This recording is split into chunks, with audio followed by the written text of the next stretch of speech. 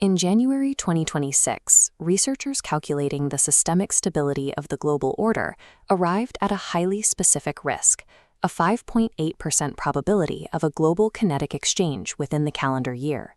This probability is driven by the expiration of the New START Treaty, leaving the two largest nuclear arsenals without legally binding limits for the first time in decades. At T-0, the transition to war occurs in silence. Under the First Mover Doctrine, cyber and space commands initiate the campaign to degrade an adversary's defensive capacity before the first soldier crosses a border. The opening hour centers on low Earth orbit. Anti-satellite weapons target satellite clusters, creating a high-velocity debris cloud. This Kessler syndrome chain reaction renders the orbital shell unusable. Terrestrial isolation follows. Severed subsea cables break the global internet, leaving nations operationally isolated.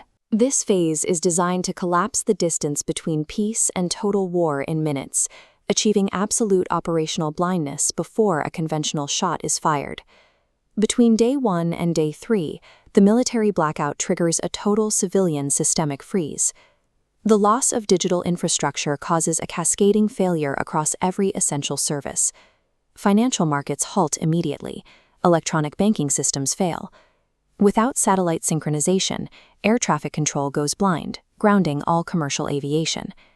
In hospitals, the toll is immediate. Telemedicine ceases, and infusion pumps or ventilators dependent on remote telemetry begin to fail.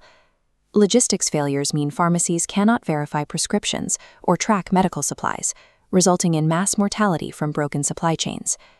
Within 72 hours, the specialized networks that sustain modern life are paralyzed. The state can no longer guarantee order or provide basic security for its citizens. By Day 4, the conflict aggregates around existing geopolitical flashpoints. The invisible cyber freeze transitions into large-scale kinetic warfare as the world's major powers move aggressively to secure critical resources. This is the Taiwan Strait, the world's primary semiconductor bottleneck. A blockade here severs the silicon shield, causing an immediate collapse of high-tech manufacturing and the global electronic supply chain. Simultaneously, a blockade in the Strait of Hormuz puts 20% of the global oil supply at risk. This triggers a surplus of demand that global energy markets cannot meet, leading to immediate industrial paralysis in fuel-importing nations. The resource scarcity leads to unprecedented mass displacement. Urban centers become zones of acute food insecurity as logistics fail, driving millions of refugees into a humanitarian crisis that exceeds the capacity of international aid agencies. The rapid collapse of global trade ensures no nation can sustain a long conventional conflict.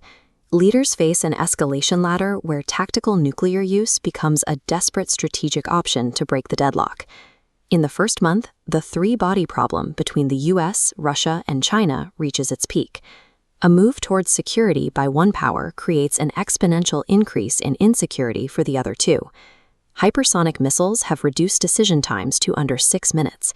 Human commanders are biologically unable to process sensor data and consult leadership within this window. Major powers respond by integrating generative tactical AI into their command structures. We move to a posture of launch on algorithmic probability, where software analyzes threats and prepares automated responses.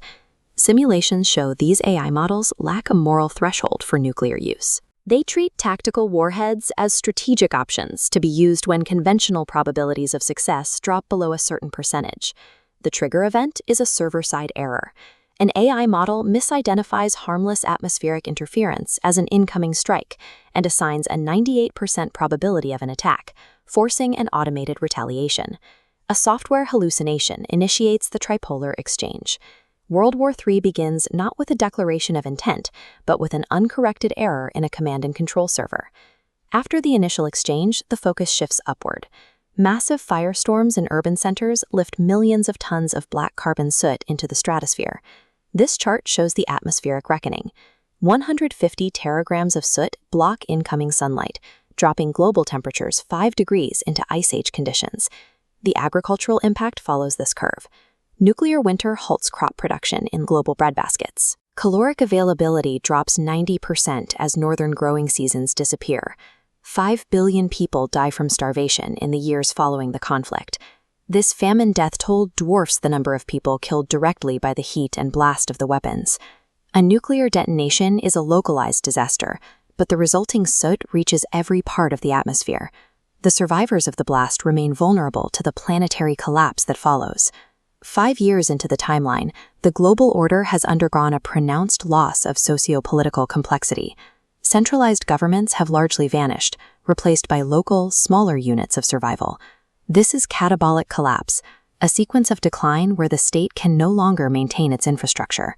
Humanity permanently decouples from globalization, regressing to localized microeconomies and manual labor. The most technologically advanced generation in history regresses to non-monetary barter and subsistence living. The digital age ends, replaced by the management of immediate, local friction over water and food. The 2026 landscape shows that global stability depends on the delicate management of technological interdependency. The only sustainable victory is preventing the first algorithmic error from occurring, keeping the clock from ever reaching midnight.